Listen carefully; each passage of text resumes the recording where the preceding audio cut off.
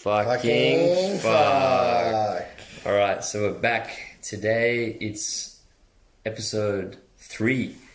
So look guys, I just wanted everyone to know that this podcast, So Much Uncensored, it's actually supposed to be just me and Maz. Yeah. But the first 2 episodes, we just thought it'd be cool to get some guests on. So for those that have only just started listening to season 2, strap yourselves in, get keen. We're going to talk a lot of shit today. Fucking fuck. Let's go. Go and do meditation. Go and do meditation. I was like, man, she's not going to be able to sit down for a month. Really? Masturbation. Before we wrap up, I want to get my religious frustration out. I wasn't empathizing with Hitler. Fucking fuck. Anything you want to do, you can. Be a professor. Wink, wink. Really, you spent too much time on phone. Alright, so Maz, do you want to say anything before I start? No, go. Alright, sweet. Alright, so the other week is a Friday. I was at one of my friends' houses. Let's just say I used a you know the vases they put flowers in? Mm-hmm. Yeah. So like sometimes you can use a flower vase and it helps you get to a higher dimension. Yeah. Tell me more. I'm just saying, it's like just take the flowers out and then you just put them. Yeah, okay. You get what I'm saying? Yeah. Alright, sweet. Flower vase is really good. Just get rid of the flowers and just use the vase. You do need to make a little bit of a hole in it. Oh, really? Shit. I was probably doing it wrong then. Alright, sweet. So, anyway, that was fun. And I got an Uber to go home. And I went outside and the Uber driver's name was like, it was like some Middle Eastern name. And I was like, fuck, this guy's Persian. Like, I know he's Persian. And I was like, this is going to be fun. So I go in the car and he's like, oh, Samim, where are you from? I'm like, Iran. And I was like, where are you from? He's like, oh, Pakistan. And I was like, sweet, let's go. This is going to be fun. So he just started asking like random questions about my life. And he's like, oh, like, are your parents still together? Okay, you know what I find really interesting? What? Like, so a lot of, maybe 9 out of 10 people I've ever talked to would say, like, when they get in the Uber, they just, like, don't want the Uber driver to talk. But you're like, oh, that's going to be cool and interesting. So you're like excited to talk to the Uber driver. Bro, I've had so many interesting conversations with my fucking Uber drivers. That's just like a Samim thing. Yeah, no, it is. I just wanted to note that. It's a Samim. It is. It's the same thing. So anyways, and I was like, this is weird. Like, why is he asking about my parents? And I was like, fuck it. Like, I would tell him. So I'm like, yeah, my parents like divorced and like my dad lives in a different city. And he was like, oh, like every young person I talk to, their parents are divorced and, you know, what's going on in this country? What's going on in this country? And I was like, okay, like, this is a bit uncomfortable. And anyway, we had this super deep D&M about how he reckons that, you know, family values have been lost in the West. And he thinks that a lot of young people have lost faith in the idea of marriage. And he reckons that in the Middle East, people are happier. They have happier marriages, they have less divorce rate. And yeah, it was really interesting because I don't necessarily agree with that. I personally think that there is less divorce, but only because it's more taboo. Yeah. And like culture, not as acceptable. It's just not accepted. It's just like when you weigh up the pros and cons, you're like, there's a lot of social consequences if you divorce. So much shame and a lot of shame in the Middle East. So then, to me, I was like, well, like this guy's just like, he just doesn't understand. Do you know if he was sort of grew up back there, or did he tell you? Yeah, I think he's lived in a lot of different cities around the world, but he grew up in Pakistan. Came in like I think 5 or 10 years ago. Yeah, so he was sort of like adult when he came. Adult when he came in. But anyway, the reason this is really interesting is because I told him, I was like, well, I have no faith in marriage. I think marriage is like literally. I was reading this book and it was mentioning the statistics. So 57% of marriages, and I think this is from the US, end in divorce. Mm-hmm. You know what I mean? And like, if you even go a little bit more into it, imagine how many percentage of like relationships and then breaking up. Yeah. Because the marriage is the ones that you sort of like, you've like vetted the person and you've come to this conclusion. Exactly. Okay, this is gonna be it. Like, Yeah, yeah. A lot of like process of thinking and like double checking and maybe even asking your friends and family's opinion. There's a lot of things that goes into before you get married with someone, right? And you just don't have that with all of your other relationships. So relationships, vast majority of them do end up in breakup. No, they do, and not even that. It's like then you have the percentage of people who are in unhappy marriages who just don't get divorced. So it's like, okay, like let's just say 20% of them. So 20% of marriages, they're not divorced, but they should be divorced. And I think that percentage varies massively country to country. 100%. Like, I reckon in Iran, it's a lot higher than it is in Australia, and that's why I like the reverse of it. So in Iran, the divorce rates, I haven't looked at the statistics, but I'm guessing divorce rate in Iran is a lot lower. Yeah. But the rate of the unhappy marriages is a lot higher, because like a lot of so. those ones just get divorced in here. I think so. And anyway, so the question up for debate, because I think everyone knows this. Everyone listening is probably like, yeah, fucking, of course, marriage is controversial and there's a lot of divorce happening. Mm-hmm. But then I have two questions. My first question is, why do people keep getting married? Like everyone knows about the fate that awaits them, but everyone thinks, oh no, I'm different, I'm special, but I really love this person, and you don't understand, it's so special. And I'm like, well, you think that fucking 70% of people who got divorced, they didn't feel the same way you felt when they got married?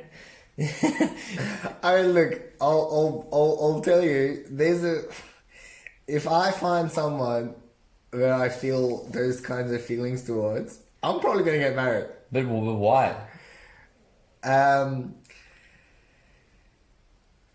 I think for me the idea of a family, like I think if you want to have a child, having a marriage provides more of a container than if you just sort of like partners. So What do you mean container? So like there's some, first of all, so there's actually some benefits to being married. Okay, please share. Yeah, so for example, there's a bit of a bias towards single people. So let's say you're married and you have a kid, and you call up work to take time off. And I was reading this somewhere in a book with the statistics. I don't remember the exact names, but there's like a bias, like you're like more likely to get approved for your leave because you have a quote unquote legitimate reason. Whereas if you just, like... Wait, so you're saying if you're married and you want to go home to your kids, or you're just saying that if you're married in general, it's easier to get leave? If you're married and you have kids, yeah, your leaves are more likely to be approved than if you just... Okay, but can I just stop you there? Because... like, it's a societal thing. No, I get that, but I'm saying kids aside, yeah, okay, like you can convince me that, yeah, if you have kids, it's probably a good idea to get married. It creates more stability. But I'm saying, let's take a step back. Because, okay, so are you saying that the only reason you get married is because you want to have kids? Is that the reason? I think for me, yeah. If I wasn't going to have kids, I don't think I would get married. Interesting. Ooh. That's where I am anyways. I don't know, like... So the contract of marriage is... we can blame kids for that shit. Like, I'm just trying to think. I'm like... So you're talking about, like, a lot of the marriages end in divorce, so why do people marry? Yeah. But I think that logic itself is false. Okay.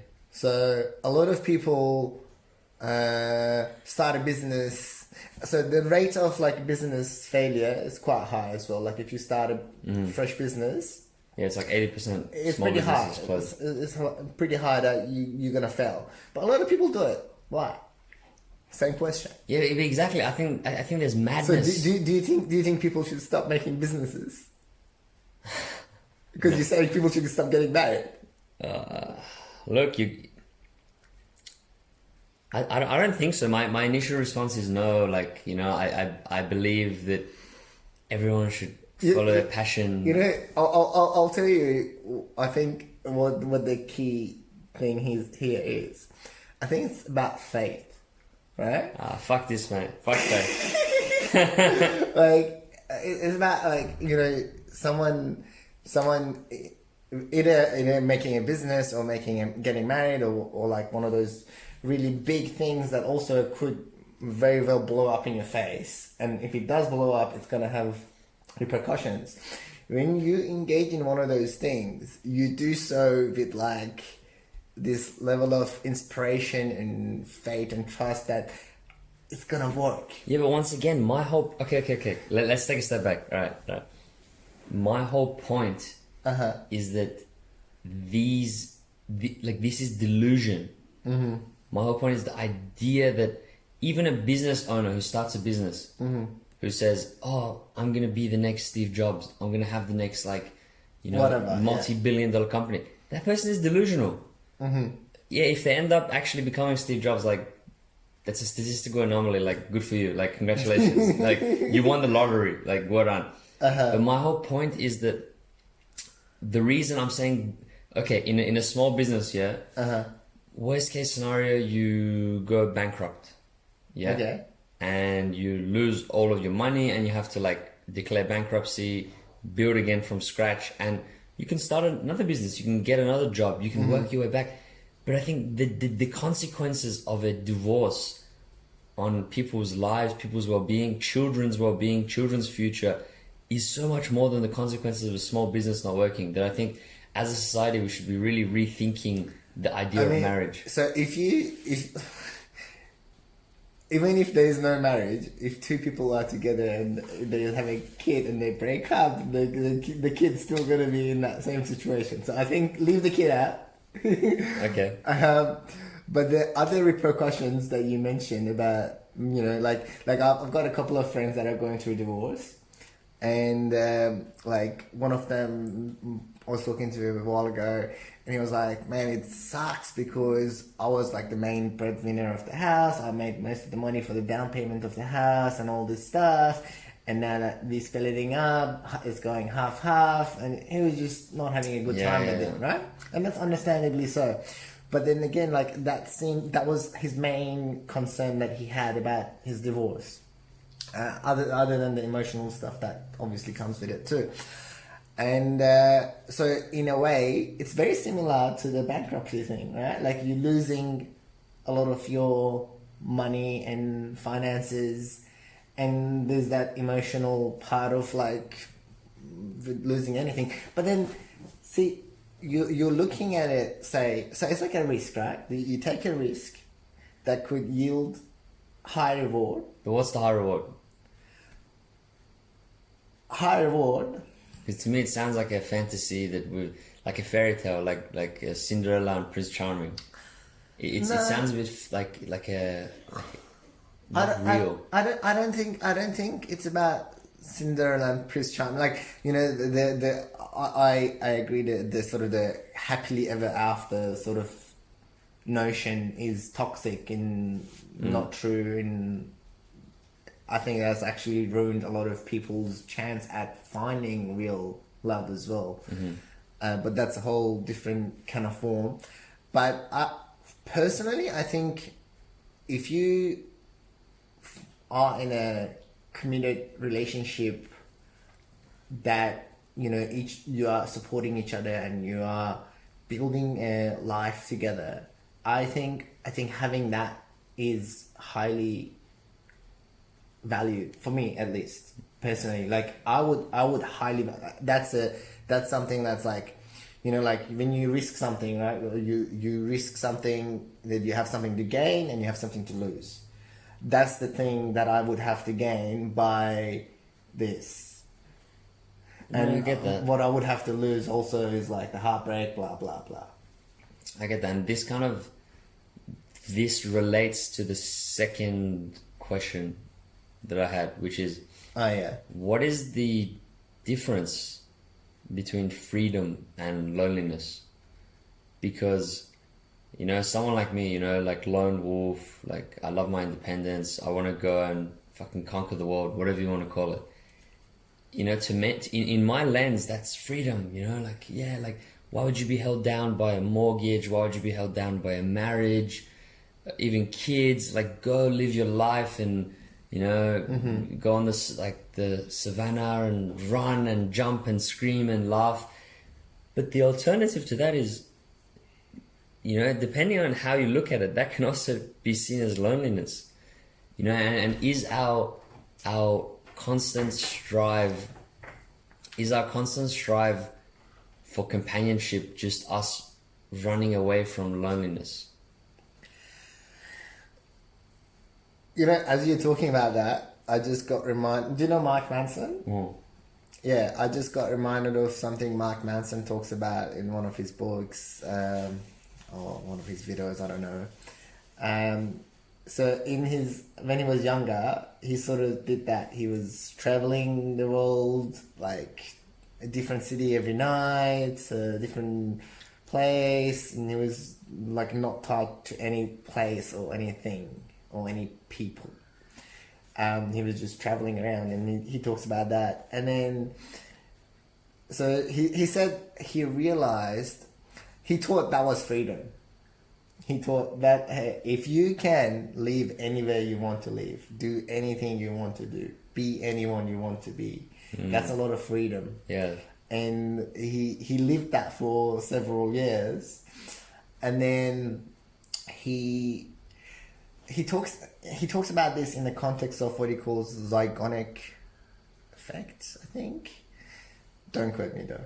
Where if you open something like you write an assignment, right? You write one sentence, one paragraph of the assignment, and then you don't finish it. So your mind is sort of still dedicating some cognitive effort to that continuously. So it's like the tab is open in your brain. Okay. So your brain has like these tabs open, right? And some tabs take more capacity than other tabs. So for Mark, the tab of relationship was taking a big portion of his capacity, and because he was traveling around, he would be with like a girl went for like a month and then break up, go to a different city, and then like so he was doing all that. When he was doing that, he kept that tab open, and it was just taking a lot of his cognitive capacity.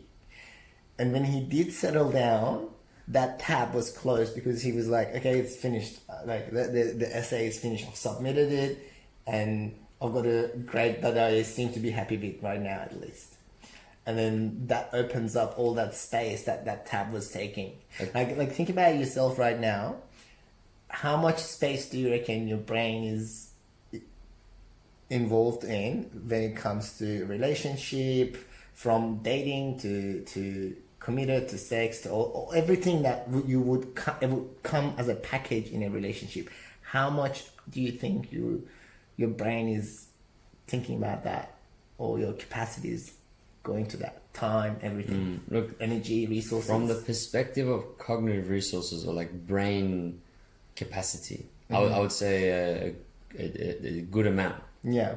Like a lot of time and thought and energy. Yeah. But I'm still not convinced that's the best way to view it. Okay. So why do you think it's not a good way to view it? I feel like it's a bit one-dimensional. I think viewing everything as in terms of cognitive resources is kind of like it's just I think it's oversimplified, because it's missing the element of aliveness. You know what I mean? So like, yes, that's true. When you're in a marriage, it requires potentially less cognitive resources, or when you're in a relationship, because you're not as confused and as lost. But you might be in an unhappy relationship, you might be in a boring relationship, but based on your whole perspective, that boring relationship is still taking less resources, therefore it's better. I not at all. That's not where I stand. So like, if you're in a relationship, and you know it's like something's definitely wrong, that can probably take just as much, if not more, space, because you're like thinking, should I fix this? Should I leave? And what can I do to fix it? Should I talk to my partner? Should I go see I don't know, couples counselor? Like, there's a lot of that will take a fuckload of mental space. I can personally vouch for that. Before you can come to a decision. So, but what I meant is, when you take the risk's reward could be that if you land in a relationship where you're happy with, one of the rewards of that risk is that capacity will return to you, so you can put that capacity into the endeavors that you want to be doing and you love to be doing, and you just like think about, okay, how many, like, the amount of time and energy that goes into this, if it wasn't going there, that would open you up to do more things. And isn't that freedom? I guess so, yeah. That's a strong way of freedom, right? Like, would you say someone that has nothing to do, like imagine if I don't have any bounds, like there's no constraints on me, but I just don't have energy, I'm just tired all day. Would you call me free? No. Yeah. So energy is really important, right? Mm-hmm. So like, when you free up energy, you free up yourself. Like, you become more free. Okay, I have a counter to that. Yeah, tell me.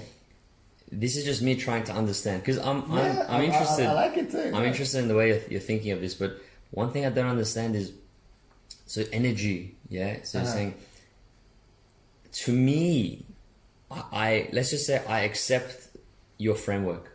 Okay. I accept your framework, but to me, it's like, well, right now, you know, being free and independent and single, all of my cognitive resources go towards me. Mm-hmm.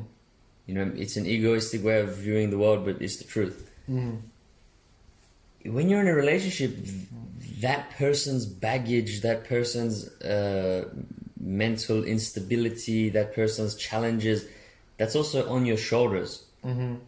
So how are you more free? I don't understand. So if it's a healthy relationship, to the similar amount that you're carrying their baggage and their instability, they're carrying your baggage and your instability. So, you know, if you uploading, you know, 5 kilos of their weight and you're carrying those 5 kilos, maybe they're taking 5 kilos off your back. But is that even possible? Is that a thing? It's like, are you saying that a healthy relationship is a complete transactional 50-50? No, look. So, actually, let me think a little bit.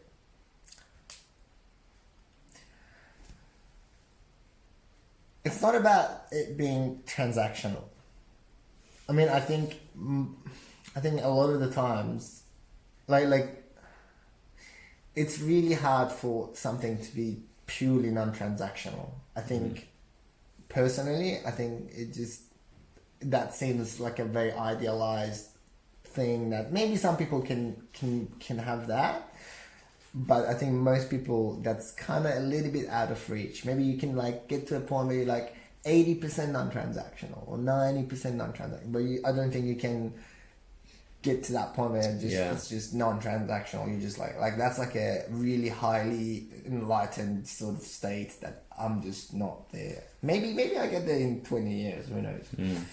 But I think it's like when you play a team sport, right? Imagine a team sport. You play soccer, right? So you've got some abilities in your soccer. maybe you run fast, right? So you bring in the skill of running fast into your team, so your team can utilize your running fast to score goals. But then people can dribble past you easily. So you also bring in the downside of people dribbling in on you and getting past you, and the enemy team can score. So you got your pros and cons, and you bring that to the team. Yep. And other people are bringing their pros and cons to the team. And you've got this team that has a lot of pros and a lot of cons, but you guys working together to utilize the pros and try and mitigate the cons to score the team. That's how I see it. Wow, dude, that actually makes so much sense for me. Like, I'm very grateful you used the soccer analogy. That actually made so much sense. I was trying to think like, okay, how can I blurt out what's in my head in a way that's understandable and relatable? So I think this example, to me, it's just a very elegant analogy for describing being complementary. When two people are complementary to each other, it's kind of like, and this is the case in a friendship too.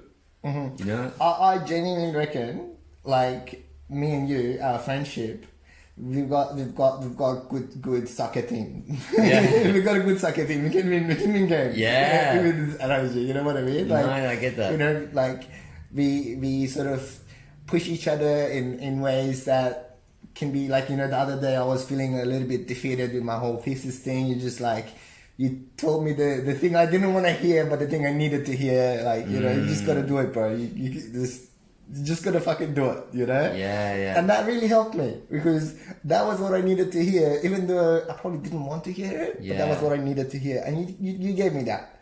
And I give that to you quite often too. So it's like yeah, okay, so then I think this makes sense. So you're saying that these sorts of interactions is maybe not always possible if you're living on your own, because, you know, so let's just mention the example the other day. So you're at the gym and you were really stressed with your honors thesis, and you're like, oh, like, you know, I feel defeated.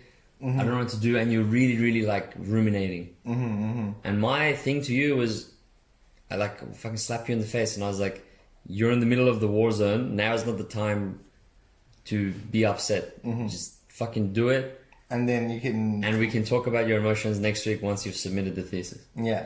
And that form of like very, very, very frank advice, you can't just give to anyone. You have to be very close with someone. You need a level of trust and connection before they can... So anyone could say that to me, but I wouldn't take it on board well if anyone told me that to me.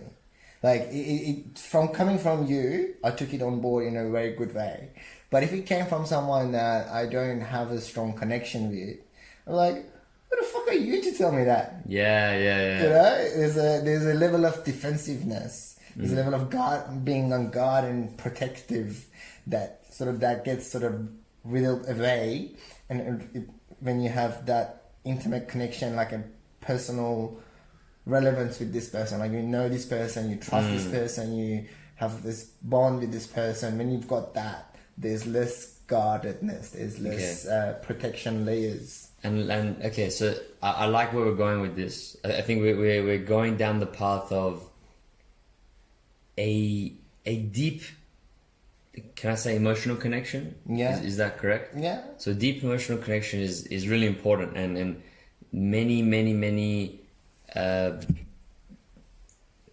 things that you can say and do with someone who you have a deep emotional connection with, you can't do with other people. I think we both agree on that.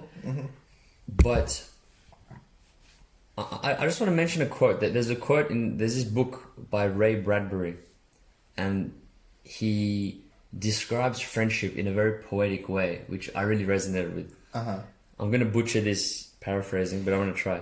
I think he says friendship is like liquid in a cup. It slowly fills up the cup until one drop causes it to overflow. And he's like, you don't realize how deep that friendship is until that last drop causes it to overflow. And I really resonate with that because it's the idea that when you're building a friendship with someone, when you're building a relationship with someone, sometimes you don't realize what's actually happening behind the scenes until there's one small act of kindness that causes that moves you, and then you become really grateful and really aware of what you actually had and what you have. And to me, that's a really beautiful way of describing it. Yeah, what are your thoughts on that, Maz? I like it. It sounds cool, but I would have I've got a bit of other side to it. So I think it really depends on a few things. So one thing is past experiences, and I'll bring them together. And the second thing is self-awareness. So if you're someone who's always had good friends around since you were a kid, you might, and you don't have high level of self-awareness, you definitely, I think, fall in that category where you only notice it when it's overflowing. But if you're someone who, at least for a period of time, didn't have many friendships or the kind of friendships they wanted or the good friends or whatever, and you've got high level of self-awareness that you're noticing, oh, I'm missing something in my life, and then there comes that cup, even if the cup's got 5 drops in it, because you're so thirsty, you see the 5 drops, you notice the 5 drops, it catches your eye, you're like, oh, I've got 5 drops now, I had none. But if you always have had, 10 cups with half full, you would never notice 11th cup if it got added. So does that make sense? Like, no, it does make sense. I think there's a little bit more subtleties in there, but I do like it. It sounds poetic and nice. No, I agree with your point, but I guess just using this analogy, it's like you haven't reached the threshold for deep emotional connection until the cup has overflowed. Like that's my whole point. It's like you can see potential in a friendship or a relationship or an interaction, but until it overflows, it's not the thing we've previously defined as a deep emotional connection. Yeah, okay, yeah. That makes sense. Yeah, and I guess so this idea of deep emotional connection has been very, very present in my mind since the beginning of this year. Yeah, and I've really been reflecting on what is love, what is deep emotional connection. And so we both agree that this is something that is important, and this is one of the gems of a relationship. I think it's not just a gem of relationship. I mean, if you think of, I don't know, Maslow of hierarchy of needs, love and belonging are there. And I think Brené Brown talks about this, love and belonging is as a intrinsic human need. So I think it's a bit more important than just a gem of a relationship. It's a human need. As a social species, we need this. Like if you don't have this, I believe if you have absolutely everything else, like let's say you got health, you got money, you got all these things happening. If you don't have any deep connections with people, I think you will not be very happy for long. Maybe you can sort of, lose yourself in the pleasures of the whatever. Maybe you can go game or do lines of cocaine or whatever like pleasure dopamine gets your system firing. But then at some point it becomes a little bit meaningless and you lack that meaning, and I think connection is what really gives that meaning. Okay, can we just put a pause on love and belonging, because I think that's a very interesting avenue to go down. But the last point I wanted to make on this whole deep emotional connection thing is this is a belief I've held for a very long time that I've only recently started to challenge. But to be like, okay, we both agree that this deep connection is pivotal. And my question to you is, well, why do you need a relationship? Like if I can feel that deep emotional connection with you, I have a deep emotional connection with my brother.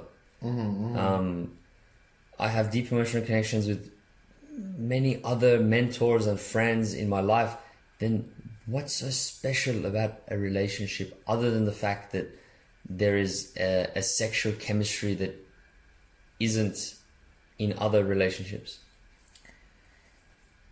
I think there's two things. So definitely the sexual chemistry, and that's one part of it, which you say. But I think there's a second part of, so me and you have a deep connection, right? And we are very much part of each other's life. Like we see each other a few times a week, going to the gym, whatnot. But like, you're not building a life together. Like you living your life, you got your Venn diagram, and I'm living my life. So we got like these two circles that overlap a little bit, or maybe a decent amount, right? So you live your life, I'm living my life, and our lives tend to overlap 30%, 20%, whatever percentage, right? But the circle, Samim's circle is his circle, and Maz's circle is Maz's circle. Even though they overlap, they're quite separate. Okay. I think in a relationship, you know, Maz has Maz's circle, Maz's partner has Maz's partner circle. And then there's a third circle, that's the circle we both building together. That's the relationship. And because that's a life, that's a life we're building together. Like we're gonna go in together to buy a house. We're gonna, like, I don't know, like the things that you do, generally speaking, only with a partner. Because that you don't do with a mentor, that you don't do with a friend. Generally, maybe there is some people that do that, but generally speaking, like the whole building a life together. So me becomes us. Exactly. Me doesn't become us. The me is there, but there's also a us. So there's three circles. There's Maz's partner, and then the relationship, the us. So there's that us circle that, you know, with me and you, that us circle, I don't think it sort of exists like that. Yeah, it's more like an overlap between me and you. There's no us in that, like, do you know what I mean?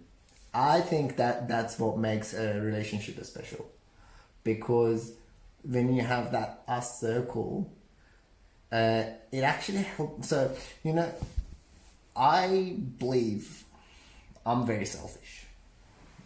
I came like, but I try to be consciously selfish, right? Like I won't do something that I know like is gonna harm everyone and benefit me. Like I won't do something like that. But I've realized through a lot of like introspection, like I used to think I'm a pretty selfless person because I do a lot of like, you know, altruistic things, like, you know, do volunteer at Lifeline or do this or do that, and I was like, oh, I'm a pretty altruistic person, I'm pretty selfless, but like after meditating for a decent amount of time, I realized I'm actually really freaking selfish. You know, I'm volunteering because it makes me feel good to volunteer. Not because it's like the main reason I volunteer is because I enjoy it and I like it and it makes me feel good. It's not because I'm helping these people. Like that's also a part of it, but it's not the main big reason. Yeah.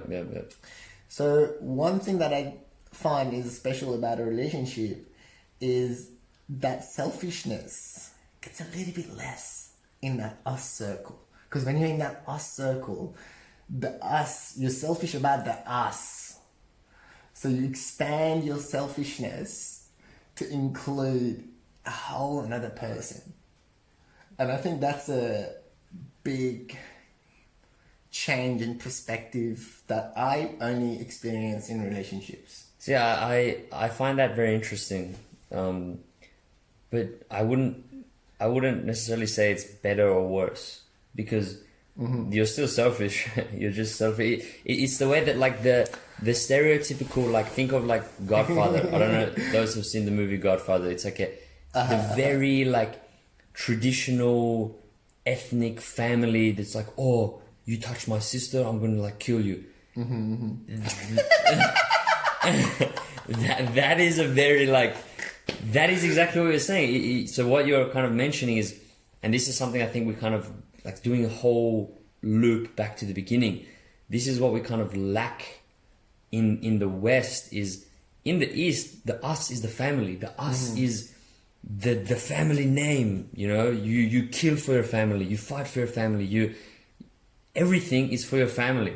So it's the exact same way. There's me, there's my dad, there's my brother, there's my sister, and then there's the us, which is the family name, which includes, based on what you're saying, way more than a relationship. It includes, of course, it includes my cousins and aunties and uncles and the partners of my siblings and my nieces and nephews, and there's this strong us.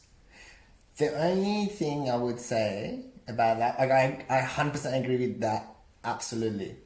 But there's one difference. That family, you don't get to choose. At least, like some people spiritually reckon, you know. Yeah, no, I agree. You don't get to choose. Yeah. Leave that aside.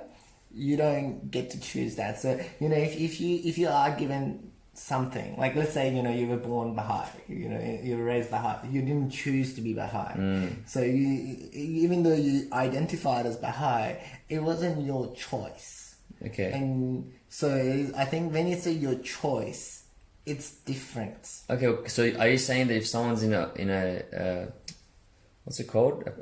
Organized marriage? Like... Yeah, I wouldn't think that would sort of have the same planned marriage effect that I am talking about. I don't think it would be there. So you're saying there's something about choice. Yeah, having a choice, because you've chosen, like you've looked at this person, you've seen, you know, their imperfections, and you're like, I love this person with their imperfections, or even because of their imperfections, or whatever. And you've decided to, you know, expand your circle of me to us with this person. I think it's like family is very special because there is that us. But when you pick that person and then choose to expand, I think that's a little bit different, just because of the choice. Well, I just want to take a bit of a dark turn. Sure. To be like, when there is, let's just say, divorce, unhappiness in, I feel like someone can feel trapped in the us. Like I think of it as many people are ashamed by their family. They don't like their family. They don't want to be associated with their family. And the distress is because you don't want to be in the us anymore, but you can't. It's like it's like a death sentence. Yeah. And I think a marriage or an unhappy relationship is the same. It's like, you're like, well, I don't want this us anymore. And it's like, well, you can't escape it because there is very complicated. And this links to the next topic I wanted to talk about, which is, if you think of the two Venn diagrams, the us, it overlaps with the me a little bit. So if you lose the us, you lose a part of the me. And I this is my personal theory. I think the reason breakups are so difficult, or the reason the death of a loved one is so difficult, is because there is a part of you that only exists when the other person is around. There is a part of you that the other person brings out. So when you lose that other person, when you lose that loved one, it's as if you've lost the part of yourself that you'll never be able to have again. And that is what you mourn. I don't think you mourn or you grieve the loss of the other person because you just love them. It's like you loved the part of yourself that the other person would bring, and now you're sad because you know you can never have that person back. And I frame it more as an identity problem than a like you miss the other person problem. What do you think of that? Well, I really like, so you remember Michael who said, this links to that. Yeah, this said something like this, is like you were talking about what is love. It's like love is you love how you are when you are with that person. You don't necessarily love the person. You love how you are when you are with that person. That was like the gist of what he was saying, and I've thought about that a lot. And I think I for the most part, I agree with that, and that really aligns with what you were saying. I do think, but like, you know, to bring it back to that us thing, I think like you talked about like you feeling trapped. I think I would agree that is a downside of that us as well. like the us circle, can get you in a trapped position. Like, when I was doing Lifeline, sometimes I would get calls from people who are trapped in that us, and the us is clearly like not in a way that any us should be. Like, there's DV, domestic violence and things like that, right? But they're just being trapped. So there is definitely a potential of being trapped in those circumstances. But I'll bring it back to one of my things that we've talked about together a lot, about like, you gotta risk it for the biscuit. Do you want the biscuit? Yeah. You gotta risk it. You gotta risk it for the biscuit. I think you could be safe in your life always. You can stay in your room, don't leave your house, find a job online and order your food into your house and never leave your room. Yeah. You could do that in today's society, right? Yeah, you could. You definitely could. And, for one, you would definitely not get COVID. You probably you won't have an accident, like a car won't hit you, like a lot of bad things won't happen to you. A lot of bad things won't happen to you. But in contrast, going to the gym, you can injure yourself. I reckon I actually fucked my shoulder up a little bit. But is safety so important to you? Like safety of your identity or whatever. Is that so important to you that you like, okay, I'm not gonna extend my leg in a place where there is potential danger, and I'm just gonna stay in the safety of like my comfort zone or whatever, because going out can hurt me. And I think sometimes you do need to balance the two. You can't just like I tend to like open up my chest and like bring it and just go into the darkness for 2 weeks, Yeah. But I think generally speaking, there should be a balance of taking risks, but also coming back and then taking risks again. And so there's like a Look, what do you think? I think I love that, and I think I would agree. And there is an element of aliveness too, and that's why dating is such an exciting thing. Or building a life with someone is so exciting, because there's an element of risk. So there's like a adrenaline, like there's like an excitement. But I guess I just wanted to touch on something with the us. I was thinking about this, like the idea of death. It's been on my mind. I just like to think about it. It's interesting. It's an interesting phenomenon. And I thought about it. I was like, okay, look, let's just say tomorrow. Let's just say I want to do some activism shit. So I'm like, I'm going to do some activism against the Iranian government. Yeah. Okay. And let's just say tomorrow the Iranian government comes and assassinates me. I can see that happening. It can happen. It can happen. So they're just like, I'm just walking on the street and they just fucking can't kill me, or they kidnap me or do whatever. And just follow me with this part of the story. Let's just agree that they might kill me. Thank you. So anyway, they kill me. And then I was thinking, what would happen next? What would happen if I was killed? Like unjustly, unwillfully. The thing I know for a fact is my family will not stop until I have justice for my death. And I don't know for a fact that my friends, even like Maz, who is like my closest, bestest friend ever, I don't know, like if my friends would dedicate their life to my justice. And let me just say, like, this whole idea, hypothetical. It's hypothetical. I'm romanticizing that my life has meaning and I'm special, and if I die, people would care. That's a whole nother conversation. But let's just say, just follow me for this part. Accept this as a given. Yeah. It's the family that would I could see my siblings, my parents, like dedicating dedicating their lives to, and you see this on the news, you see these victims of war crimes, of whatever, their families, they're the ones on the news, they're the ones going to the activism campaigns, they're the ones that, even though their family members are dead or they're gone, they will not stop until there's justice, you know? And that really made me think of like the way we live in the West, the way we live such individualistic lives, and we don't value family as much. Like I know many of my friends, many of my colleagues, they maybe see their sisters or brothers once a blue moon. They don't really have a relationship with them. Same with their parents. They're like, oh, I visit them a few times a year, blah, blah. And I just thought, I was like, well, if those people were to die, like who is going to avenge their death? And I know maybe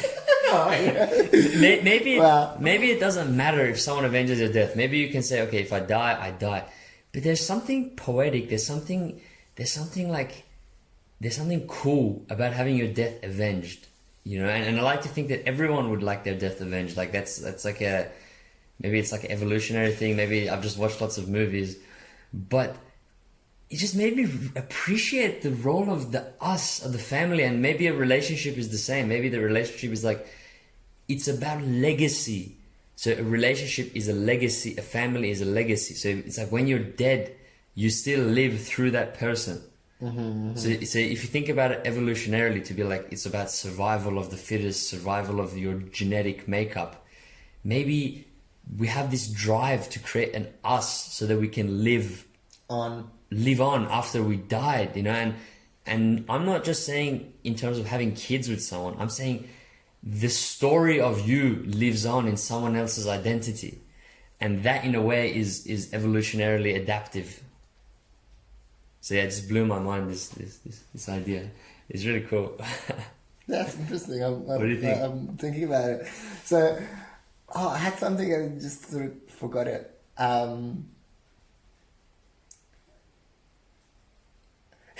So one thing I was thinking while you were talking, I just didn't want to interrupt you, is like, okay, A, when you're dead, I don't think you would care if you're being avenged or not. I know, but I'm saying it's different. It's like when me alive right now would want that.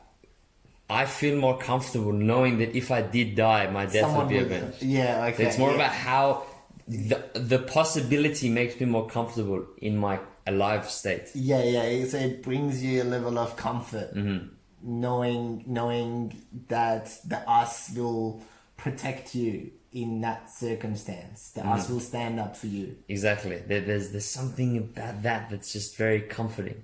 Yeah. No, I see that. Very interesting. I've never thought about that before. That's actually interesting. Yeah, I think I also had I don't know if you want to linger on this topic. I had the topic of the friendship and death. Did you want to mention that? Yeah.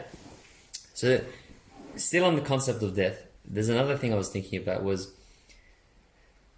like, think of a friend. Like, think of someone who, for this example, think of Michael. You know, a really close friend of yours who you deeply love, who you deeply have a good connection with, and who you really value in your life. Let's just say tomorrow, that friend, that best friend, that companion, he just disappears. Like, he goes to some remote village in Africa, he sends you a letter, he's like, hey Maz, you know, I'm going and I'll never be able to talk to you ever again for the rest of my life. This is the last time you have any correspondence with me. And he does this spontaneously. Like, you don't even have time to prepare, or you don't know he's going to leave. He just leaves, and that's it. And he's gone out of your life. My question is, how is that different to if he was to just die tomorrow? He just died. He just got hit by a car and he's dead. Because, like, I'm talking about, is death is the idea that you no longer can see that person ever again, and that's what's so difficult, in my opinion. It's like that person's gone forever, and it's like if the person was to go to Africa, I don't think you would be as distressed as if he was to die, because when he's in Africa, you know at least that he's happy, you know at least that he's living his best life, so that gives you comfort. But with death, you think that he's gone and he's not happy. Well, actually, I think for me, I actually reckon when you die, it's pretty good. I don't know. Okay, so So like my personal belief is, at the time of death, your brain produces a shit ton of DMT, and there is some evidence suggesting that this is the case with like near-death experiences and like things alike. And I reckon that you'll just go on a trip, and I don't know where that trip will take you, but I reckon it'll be a good trip. I don't know. So I've got I personally don't fear death. I don't think that is a bad thing. If it comes, hey, I'm here. But that's for you though. I'm not talking about you. But because I believe death to be a non-negative thing, then if it happens to someone I care for, I mean, I will mourn the loss of not being able to see them again. Same way I would mourn Michael if he was to go to Africa and I know I wouldn't see him again. But I don't think I would mourn extra because I think for me personally, it's just mourning the loss of seeing them, because I actually think dying is pretty cool. Interesting, because very controversial opinion. I wasn't expecting that, because I somewhat agree with you. I wouldn't, like, not to say, like, I would describe it a bit differently, to say if someone I love was to die, I would be absolutely distraught. Yeah. And if someone I love was to go to Africa and never talk to me again, I would also be absolutely distraught. So to me, that is a evidence for the idea that death is about... So are you going to be like equally distraught? So. Yeah. I think so. But I'm saying, to me, that's just evidence to be like, if like you believe that when you die it's happy and it's all good, or some people believe in heaven or whatever, but that's the thing, it's like, it's about the beliefs that we have and the expectations. So I'm saying, if we were to have more positive beliefs around death, then losing a loved one would be a lot easier to process. Yeah, I reckon actually, like, about what you were telling me. So if in the letter Michael said, you know, he's got this big problem and like he's going because it's going to be a struggle, like he's going to be struggling.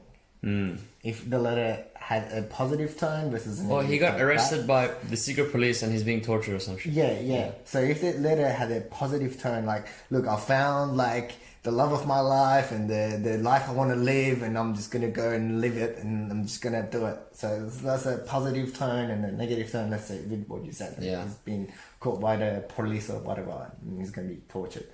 So that makes a big difference into how I perceive that letter. Right? Like, it makes a lot of difference. Like, in both cases, I will mourn not seeing Michael as a loss from me. But in the positive case, I would be happy that, hey, his life is moving up. But in that negative case, I would also mourn that his life is moving down. So I would double mourn. I would mourn not having my friend, but I would also mourn my friend having a shitty time and shitty experiences. So I guess why I brought this up is because it's very relatable to what you were talking about, having positive beliefs about death. Because if you've got the positive belief about death, it's like you got the positive letter. If you got the negative belief, you got the negative letter. Exactly. And it does make a lot of difference. Like, you would feel very differently if you got either of those two, right? Yeah. No, I just thought it was a very interesting analogy for death and beliefs around death, and I don't believe in heaven and hell per se, but I just think it's very interesting. It's very analogous to those letters. I don't know. The reason I was inspired by this is because I've had some friends who I've had very deep connections with, who I no longer see very frequently. Maybe I message them once or twice a year. They live in a different city, different country. And to me it was like, well, is this, like, how is this different to death? Maybe it's a very naive thing to say. Like, I personally haven't experienced the death of a loved one. So if anyone has, like, you know, just take what I'm saying as ignorance. But it just really made me think to be like, it's the sadness surrounding death is very self-centered to an extent. It's very self-centered to be like, I no longer have that person. It's all about I. It's like in my life. I think it goes back to what I was telling you about. It's about the me circle. So I think if it's a us person that has died, I think it's different to if it's How is it me. different? Like you, I haven't had any person from my us circle die, so I don't know. Yeah. This is just hypothetical talking. Yeah. But I have a feeling when like if it's someone who was from like a me circle that was just overlapping with mine, is different than if it was someone from the us circle. I don't know how it would be different because I haven't had the experience of either really. So I don't know. I'm talking out of my ass at this point. That's fair. But I do feel it's different. Because of that whole us thing. It creates a different mindset. Like, because like, it's a different kind of experience when something happens to the us people, you feel it more than if something happens to a me person that overlaps with you. Just generally speaking, like no, I get that. You know, if No, I get that. Shit. No, I think I like where we brought it. I think we did a full circle. Do you wanna do the wrap up? Do you wanna get us going, or do you want me to start? We started with Samim in the Uber. This all started with me in the Uber with my Pakistani driver. Like we went to relationships, marriage, why get married, and the sort of safety and risk, and what is friendship and death, loneliness versus freedom. Yeah. We talked about altruism a little bit. Selfishness. We talked about a lot, actually. Us Venn diagram stuff. Yeah, I really enjoyed that. That was awesome. Well, thanks for tuning in, guys. That is episode 3 wrapped up. We actually quickly, a couple of things I wanted to say. We're going to be posting an episode once a fortnight on Friday mornings. So we're going to be very consistent for the rest of the year. So stay tuned for that. If you guys want to, I think if you follow on Spotify, you get notifications when we post an episode. Also, we've recently also dropped our episodes on YouTube and YouTube Music. And finally, the thing I wanted to say is reach out to us. If you guys have our numbers or details, or even if you've just met me once and now you're listening to the podcast, reach out. I really, really like to hear people's thoughts and opinions and what our conversations have kind of triggered inside you. Feedback. What are you thinking? I'm always down for... Did it have an impact on you? Yeah, I'm always down for a coffee to just talk about it and just have like have a podcast about the podcast. So just reach out. Meta podcast. That's it. Alright guys, we'll see you next time. We probably won't. Maybe we will. Fucking fuck. Let's go. Go do meditation. I was like, man, she's not going to be able to sit down for months. Masturbation. Before we wrap up, I want to get my religious frustration out. I wasn't empathizing with Hitler. Fucking fuck. Anything you want to do, you can. Be a professor. Wink, wink. Clearly, you spent too much time on Pornhub.